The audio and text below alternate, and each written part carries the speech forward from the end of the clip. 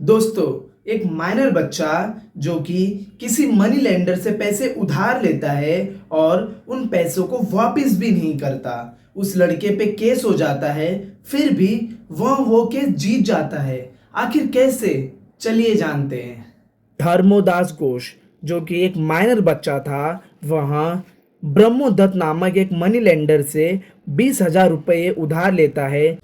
सबसे पहले मैं आपको यह बता दूं कि आखिर माइनर का मतलब क्या होता है। माइनर का मतलब होता है कोई भी ऐसा व्यक्ति जिसकी उम्र 18 साल से कम हो। यह कहते हुए कि वह 18 साल के ऊपर हो चुका है और बदले में अपनी किसी प्रॉपर्टी को गिरवी रख देता है। धर्मोदास घोष की बात मानते हुए उन्होंने उसे पैसे उधार दे दिए। उसी वक्त उनका एक एजेंट जिनका नाम केदारनाथ था, उसे कहीं से इंफॉर्मेशन मिलती है कि जो धर्मोदास घोष है वह एक माइनर है और हम उसके साथ कोई भी एग्रीमेंट नहीं बना सकते।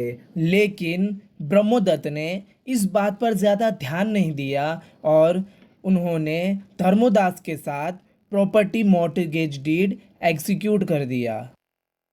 कुछ महीनों बाद ब्रह्मोदत्त धर्मोदास के पास अपने पैसे वापस लेने गया, लेकिन धर्मोदास ने सामने से कहा कि मैं तुम्हें पैसे नहीं लौटाऊंगा और अब मुझे तुम मेरी वो प्रॉपर्टी वापस कर दो जो कि मैंने तुम्हारे यहाँ गिरवी रखा था।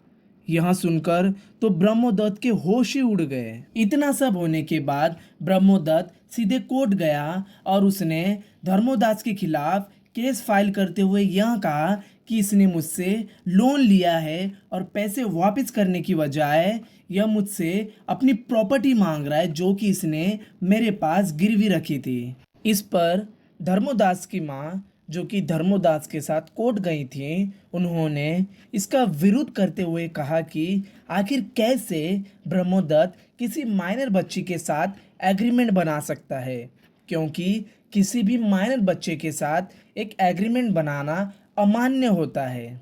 इस केस के जस्टिस जिनका नाम जेनकिंस था, उन्होंने बारीकी से इस केस को देखा और अंत में यह जाना कि ब्रह्मोदत्त ने जो लोन जिस लड़के को यानी कि धर्मोदास को दिया था, वह लड़का एक माइनर बच्चा था एंड किसी भी माइनर के साथ कोई भी एग्रीमेंट वॉइड एब इनिशियो होता है।